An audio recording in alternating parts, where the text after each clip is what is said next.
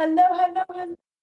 Oh my goodness. Okay, so this started before I was ready. Hold on one second. You all know I need my coffee.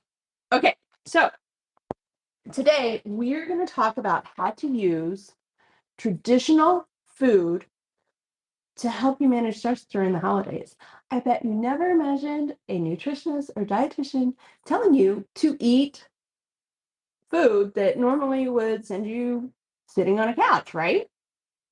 Or I don't know, send you into a place where perhaps you can't get off the couch. The football game's a little bit too good, and all of a sudden, next thing you know, it's like 4 hours later, and everyone's wondering why you're still on their couch, right? Yeah, no, we're not going there. Mm-mm.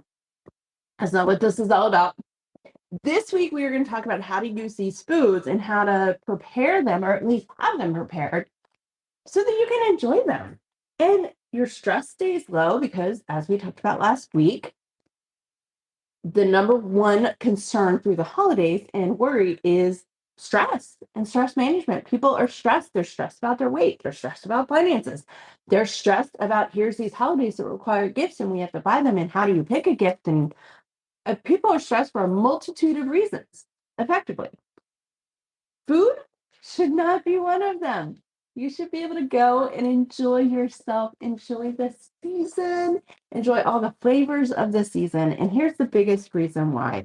We had talked a while ago about seasonal changes and the various flavors of each season. Well, we are in fall. Fall is the season of pungent spices. Now, the reason this is such a big thing, and I'm going to use some Ayurvedic explanations. Keep in mind, this is the case across the world, whether we're talking about Ayurvedic, whether we're talking about traditional Chinese medicine, some of the other ancient Middle Eastern or Southern American traditional healing foods and spices and seasonings. Coffee, by the way, being one of them. Coffee, dark chocolate, red wine, pumpkin pie. Not necessarily my favorite food, but I'm a rarity. My grandmother used to tell me that I am not American because I don't like a lot of the traditional foods. But that's okay. That's not what this is about. All right. So when you're trying to manage stress during the holiday, the last thing you want to think about is managing stress during the holidays. Am I right? So when we're looking at foods that are traditionally served, at least on American platters, now from what I understand, from what I know, what I've learned, a lot of the flavors are very similar across the world for various reasons. We celebrate Thanksgiving the third week of November. Canada actually celebrates it in October. And I know there's various holidays, religious and otherwise, throughout the year where you're celebrating life, you're celebrating family, loved ones, existence in this world. Okay, so for purposes of this video, we're using Thanksgiving. All right, so why pungent spices? Traditional foods for Thanksgiving are packed full of pungent spices, right? Cardamom, garlic, rosemary, oregano, thyme, clove, anise, allspice. I think that's a blend. Nutmeg, ginger, garlic, cumin. Now, all of these spices in herbal medicine actually help heal. Okay, they can be put into infusions, teas, capsules, supplements. They can be used topically. There's a lot of different ways that we use them in herbal medicine to help people heal from colds, from flus, from allergies, as you can tell. I'm thinking between cedar season starting and some grasses out here and the trees having a little fun, my nose just doesn't know which end is up. So if you are in this place with me, this is what you want to listen to because these seasonings, these spices are actually in season right now. These are cleansing spices. They're cleansing flavors. They help boost your senses. In Ayurvedic medicine, traditional pungent foods like turmeric, and cumin and like cardamom, star anise, ginger, things of this nature, they're considered fire and air elements. Well, fire and air help us stimulate digestion. They help stimulate healthier cravings. Okay, more fruits and vegetables. Now, the fruits and vegetables you're supposed to crave right now are more the squashes and cranberries, apples, things that feel like comfort foods, but in reality, they're not really comfort foods. They're healthy foods. But they're the seasonal produce for this, for November. Have you ever considered the fact that the foods that you're craving could be healthy? Even if you aren't eating a healthy diet, the foods that you crave could be very healthy for you. In November, when you're craving squashes, you're craving things like vegetable soup, tomato soup, a warm cup of tomato soup, and a grilled cheese. The amount of vitamin C, magnesium, protein, and all sorts of other vitamins that you can get in there from just dropping a handful of spinach that's pureed into your tomato soup. Phenomenal. Make your grilled cheese a grown-up grilled cheese. Oh my gosh, you guys. The boys get grilled cheese with cheese and a little bit of avocado. Okay. They are slowly getting some with like some tomatoes in there, some spinach, things like that. But make yourself a grown-up grilled cheese. It tastes amazing. I'm telling you. All right, so let's get back to these pungent flavors. So they stimulate digestion. They stimulate healthier cravings. They actually will clear your sinuses and heighten your senses. So what happens during this seasonal change is obviously allergies play a role for a lot of us. Okay. The seasons are changing, trees are losing their leaves, grasses are starting to kind of settle in and hibernate, right? There's some flowers out.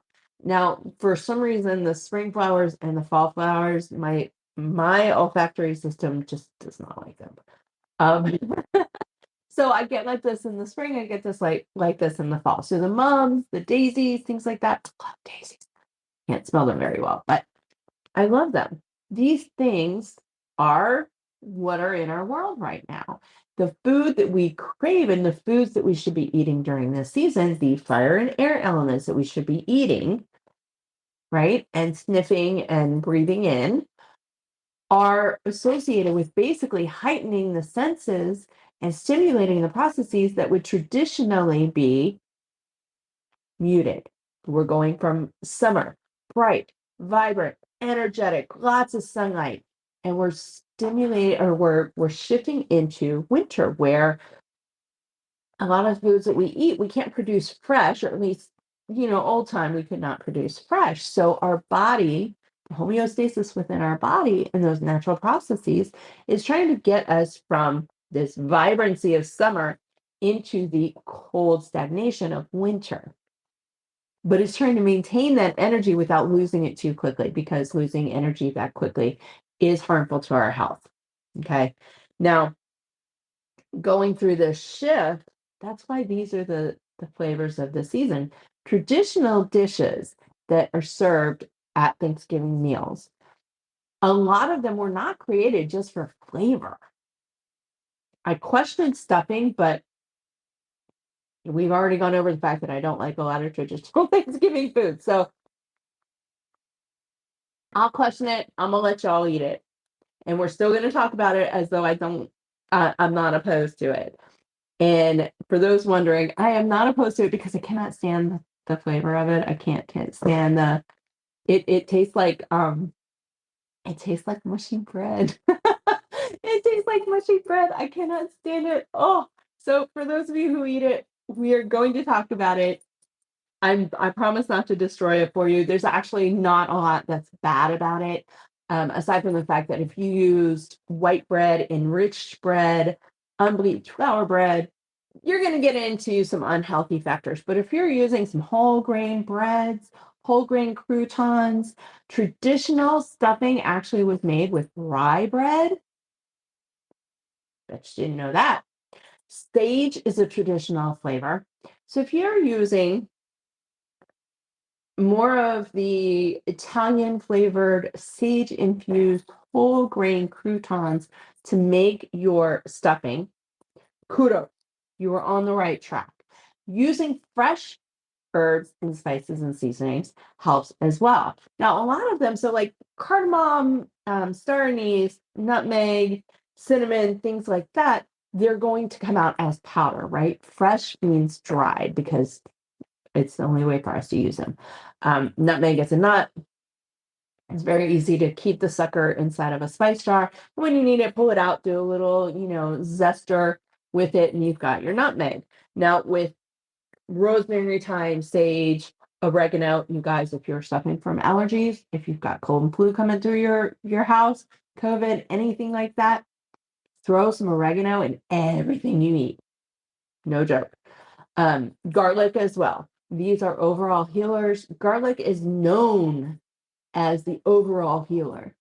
If you're dealing with stagnation, which is very rare during this season, but if you're dealing with stagnation, garlic and sage and onions and rosemary and thyme, they all come together, they flush out, and they act as antioxidants. So free radicals have no chance. Any invaders that your immune system is trying to fight off, those in addition to the cinnamon, the cardamom, the turmeric, things of that nature, are going to help your immune system boost to the max, especially turmeric. Oh, you guys, you have to have a flavor for it. I get it. And we'll go over, I have a recipe for you guys. All right, so all these spices and flavors are great. And we know that when you make stuffing, you're going to use rosemary. You're traditionally use rosemary, you use sage, you use garlic, you use some oregano. Some people use oregano. I've known people who don't use oregano, but you're using these Italian flavors, correct? When you're making sweet potato casserole, or you're making a pumpkin pie or an apple pie, I think cherry pie might be a thing too. And you're making all of these things. Your pumpkin spice latte. Now, granted, not the pumpkin spice latte from Starbucks or from any of the big box stores. We're talking about you individually DIYing a pumpkin spice latte. If you need to know how to make it, let me know. I'll put it up. It's a very easy recipe. Um, and saying that, I might actually record that this afternoon just so that we can just get it out of the way. We'll pop it up on shorts and reels. So anyway, those things, they help boost our digestive system, right? They help boost our immune system. They give our immune system, our digestive system, all of the vitamins, minerals, nutrients that it needs to use the food that we're eating, the macros that we're eating, to boost and provide the energy to produce the white blood cells our immune system needs, to produce endorphins and dopamine and serotonin so that our brain is happy and it's not leaving us sleeping on a couch. Now, you've heard of tryptophan in turkey, and the reason that everyone gets so tired after eating a Thanksgiving meal is because turkey has tryptophan. Nope. The reason you get so tired after your Thanksgiving meal is because either A, you've been running around all day and this is the first chance you sat down to eat, or B, you're eating all these foods that you don't typically eat, things that might be higher in carbohydrates. Not fruits and vegetable carbohydrates, but starches and grains. All right. When you eat those foods on Thanksgiving, but it's not something that's part of your normal diet, your body is in overload and it's going to start shutting things down so that it can catch up. All right. It's like going into work, right? You go into work, or toddlers, all right? Life is just go, go, go, go, go, go, go. Things are being thrown at you left and right, and you can't catch a break. So when you get a break, you shut everything else down, you catch up, and then you return to life, right? We have to do it with work. Sometimes it's one of those situations where you've been thrown multiple deadlines and you have to wait till the end of the day when the people throwing the deadlines at you leave so that you can get caught up. But what happens when you get caught up? You have shut everything else down so that you can get caught up. Our body is no different. If you're overloading it with foods that you don't traditionally eat, things that you wouldn't normally eat, then you're going to get a little sleepy. A way to combat that is by using these pungent spices. Now, what does all of this have to do with stress? By feeding and stimulating your digestion, by feeding and stimulating your immune system, this is where your stress hormones live. By boosting each of those, it helps you maintain stress levels. So you're not spiking as much. And while things can still be stressful, it does not eliminate stress. All these pungent foods and spices do is help your body respond more effectively. That's what it helps them do. Okay. By using pungent foods in this fashion, by enjoying them in your dishes, your traditional dishes, what you're doing is you're fueling the response to stress.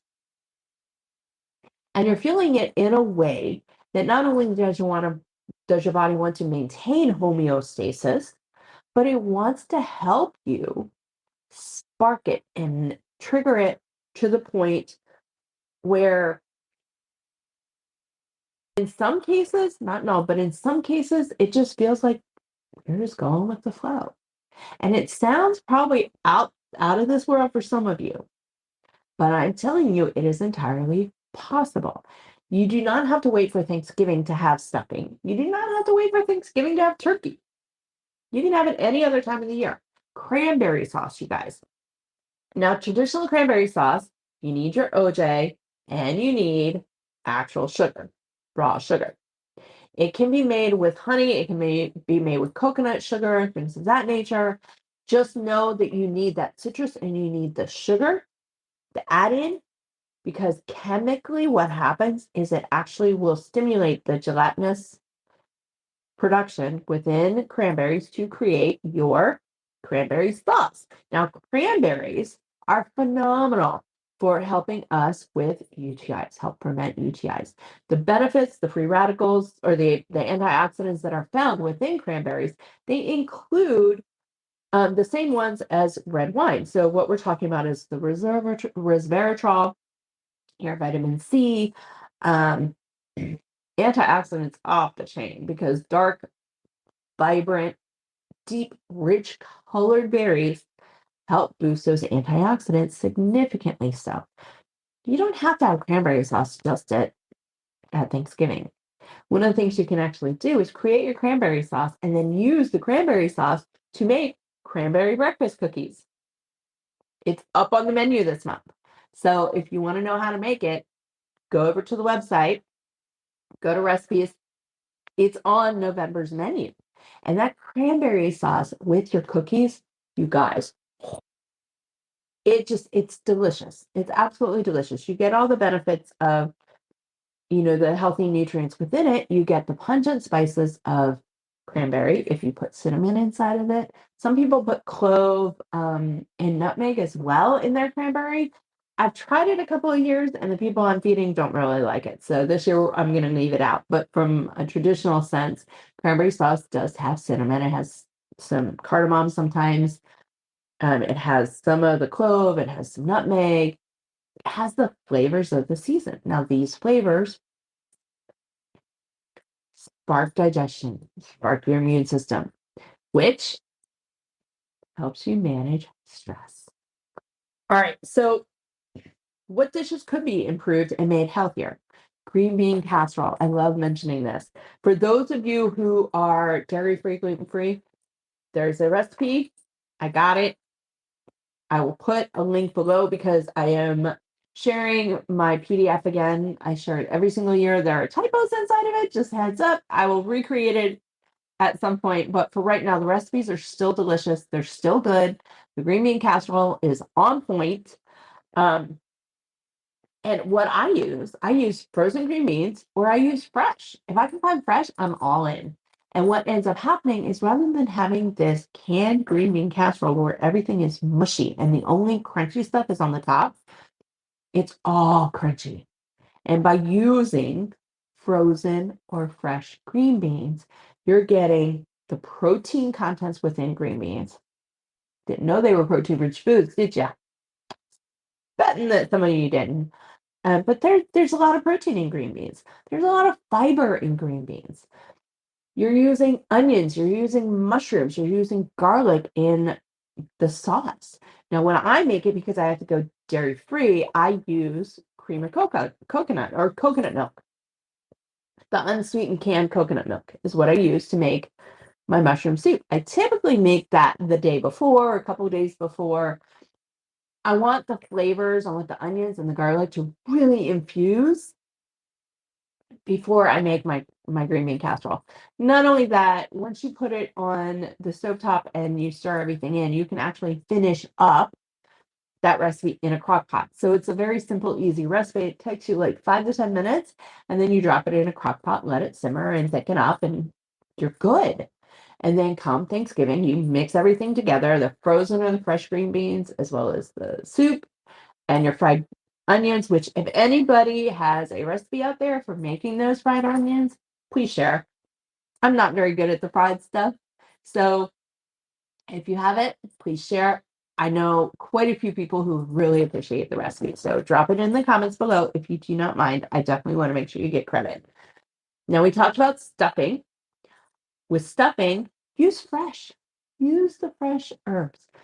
If you have to use dried, by all means, but if it is at all possible, use fresh herbs. They have them in the refrigerated section. Nowadays, they actually have a little container of it, and it contains turkey or Thanksgiving spices. So it's got all of it in one: rosemary, oregano, thyme, sage. Or it only has the sage, rosemary, and thyme. Couple different ways of doing this. You could also do some frozen herbs as long as they were made with fresh herbs to begin with. Mostly because those are going to get your body best. Okay, those are going to be absorbed in a more usable form. Dried herbs, while they are very helpful and beneficial, they lose something in translation. The benefits are still there. They're just not as potent as fresh. Okay. It's part of the reason using fresh or frozen vegetables or fresh or frozen fruit is even a thing. The frozen vegetables and frozen fruit that we find in our refrigerated sections, those were flash frozen. So that process actually seals in the nutrients of the fresh food. When you freeze things at home, you're not going to have as many of the vibrant nutrients as you would with the flash frozen. Nothing saying that they have to put anything in the fruit or the vegetables that are frozen. So if you get a bag of vegetables, just make sure it's just the vegetables. There's no need to put anything into it to preserve it. It's flash frozen. Done. All right, mashed potatoes. I made a little list because I want to make sure I went through all the traditional recipes. Mashed potatoes. I make mashed potatoes using onions and garlic. So it's a garlic red potato recipe. Red potatoes have as many nutrients, almost as many nutrients. Let me correct myself. Almost as many nutrients as sweet potatoes. Okay. You can use Japanese sweet potatoes, which are the red skin with the white interior, as mashed potatoes using the onions and the garlic. It does come out fairly similar, but I found feeding other people that my best option is the red potatoes. And it's one meal. I use fresh garlic. I actually boil the potatoes with the garlic. And if I need something to thin out my mashed potatoes, because here's what I use. I use a Kite Hill cream cheese, the garlic herb cream cheese, or the chive cream cheese and chive. And then I put a little bit of vegan butter in. All right. Now you can make this dairy or non-dairy. And I boil my potatoes with the whole garlic. Because when I go to mash them, it mashes the garlic up into the potatoes. Not only that, when I'm thinning out the mixture, because if you just put the butter and the cream cheese and the potatoes afterwards and you mash it all up, it's still a little thick. So you're going to need something to kind of thin it out. So I use the liquid from the potatoes I just made. because that's going to have any of the nutrients and microbes that have been boiled out of the garlic or boiled out of the potatoes. It's going to use it. Now, if you are somebody who needs to worry about resistant starch, you're going to want to boil the potatoes, rinse them, cool them down, and the very next day, you're going to want to heat them up again to make your mashed potatoes. Right? Best way to do that is obviously steaming them.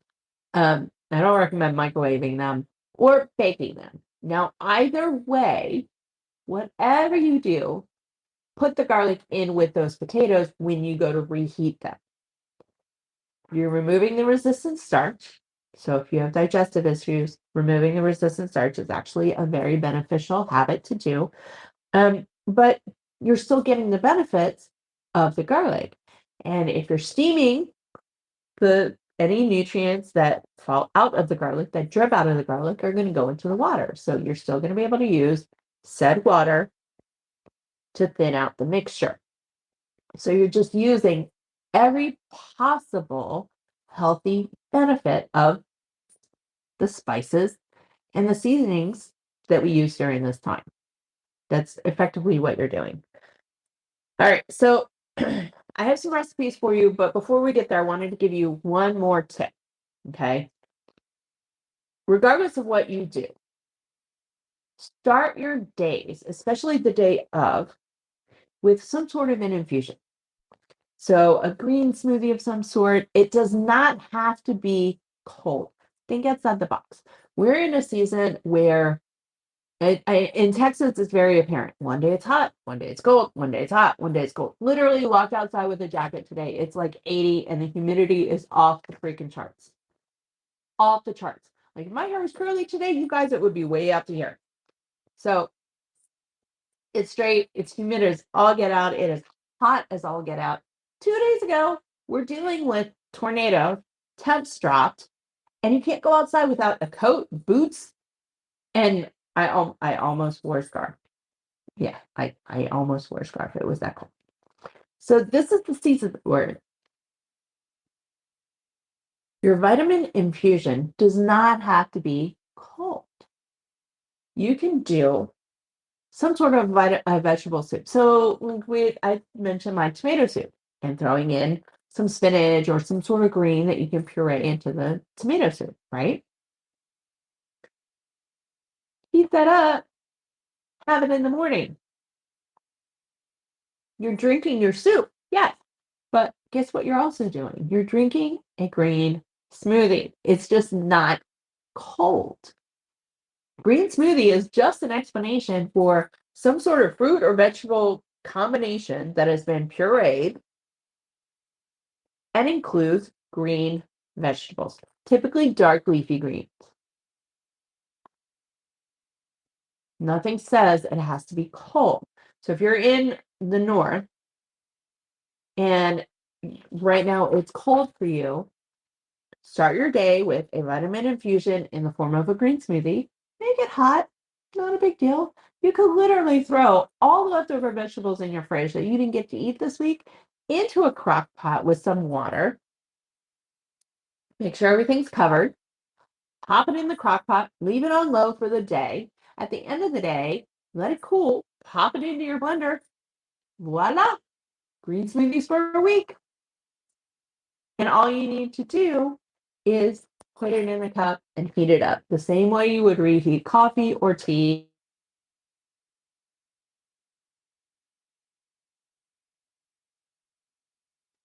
I'm not quite sure what that was. So, sorry guys, signals all over the different place. All right, so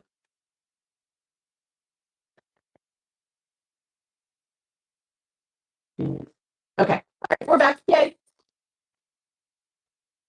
So now with that vitamin infusion in the morning, just think outside the box.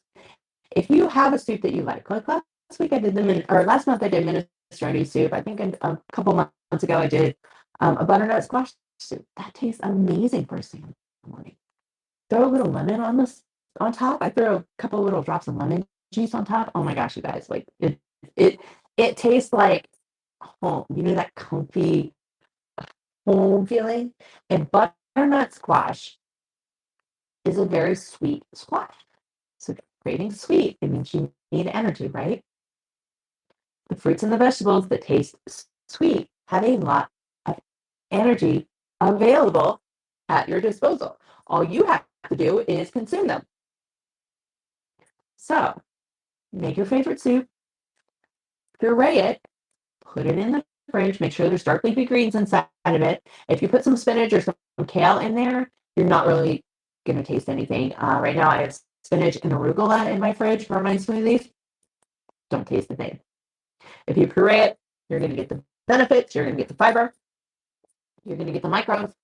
You are not going to, it's not going to change the flavor of your food. So take a chance, try it. If you do, let me know what you think.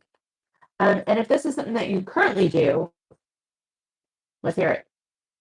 All right, so now the next thing I'm going to tell you to do is to end your day with something soothing, something that is a micronutrient infusion, something that is more pungent. So we are talking about peppermint teas, cinnamon tea, chai tea. Make sure if you get chai tea that it's decaffeinated if you're drinking it at night. Um, One of my favorite recipes is golden milk. You are more than welcome to Google the recipe. It's effectively coconut milk, it's turmeric with black pepper because the curcumin in turmeric does not activate without that black pepper. You need the two. All right. And for those of you out there dealing with fibro, dealing with RA, chronic fatigue, any of the painful autoimmune conditions, osteoporosis, um, osteopenia, any of that, turmeric, black pepper, and boswellia acid are your best friends.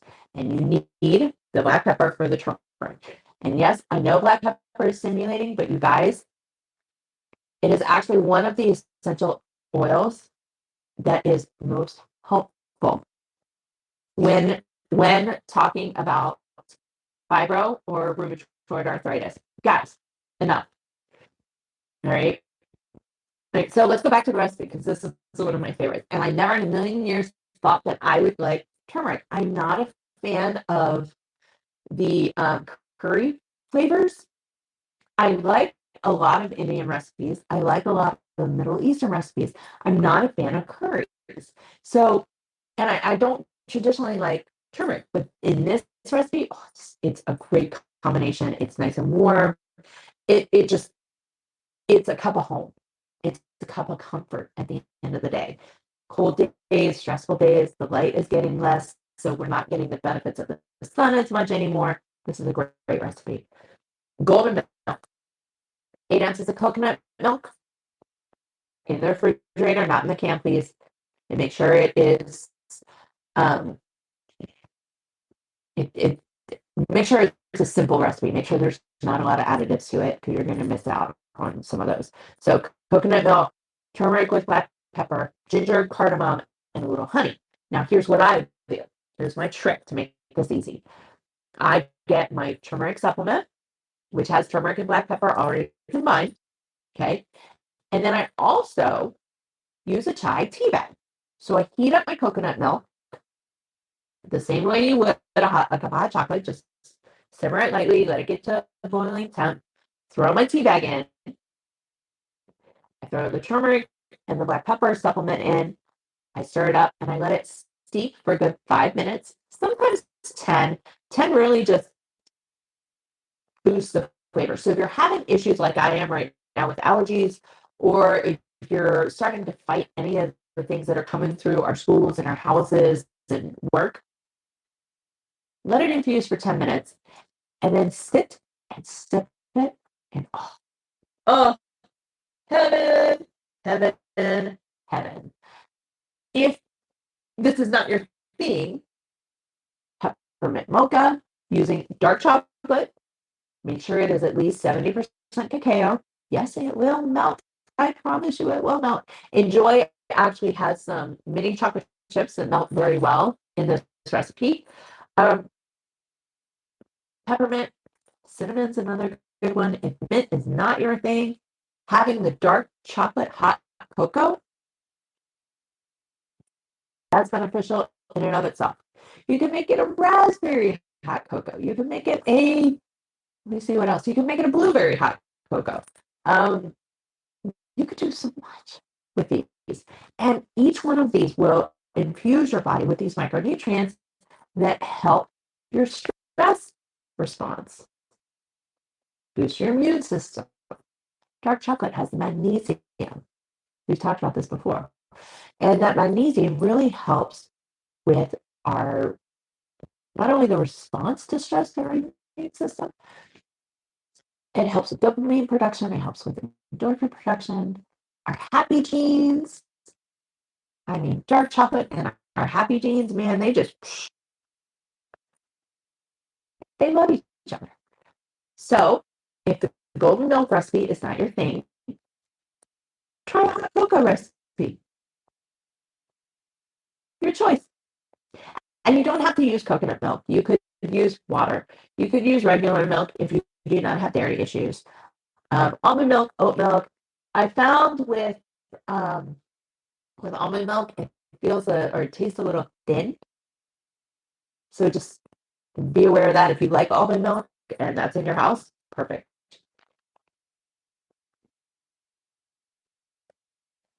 Pickle. That's how I can tell it's an allergy thing. All right, so a couple of reminders.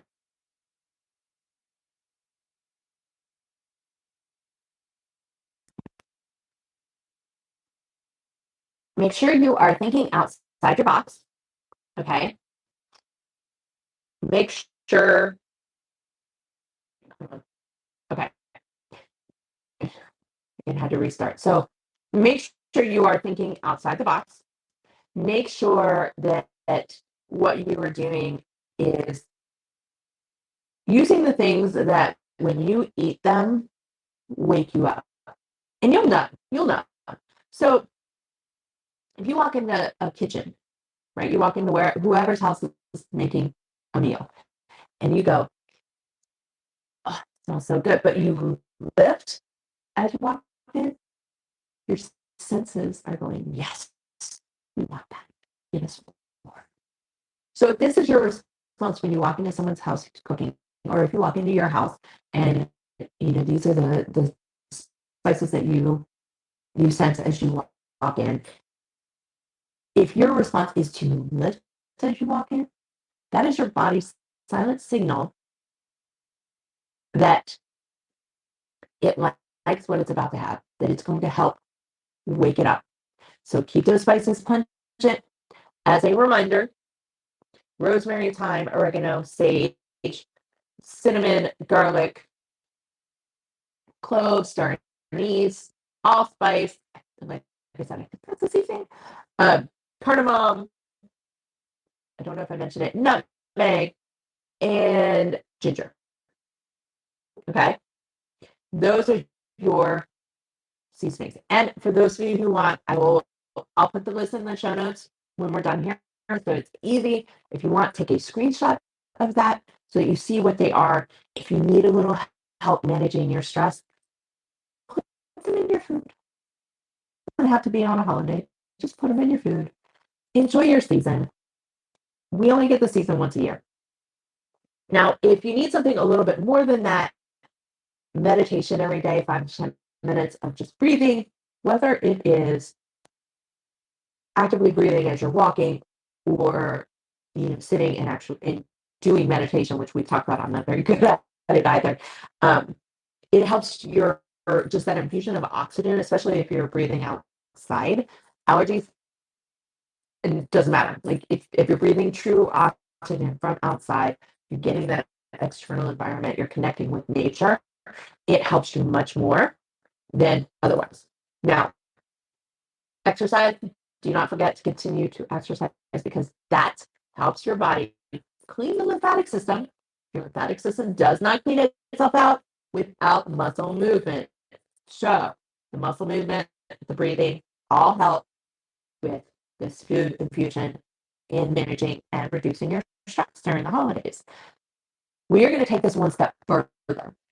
I recently listened to an episode on Shalene's podcast, which I'll link it down below because it was quite interesting. And it's all about manifestation and how many of us look at manifestation differently.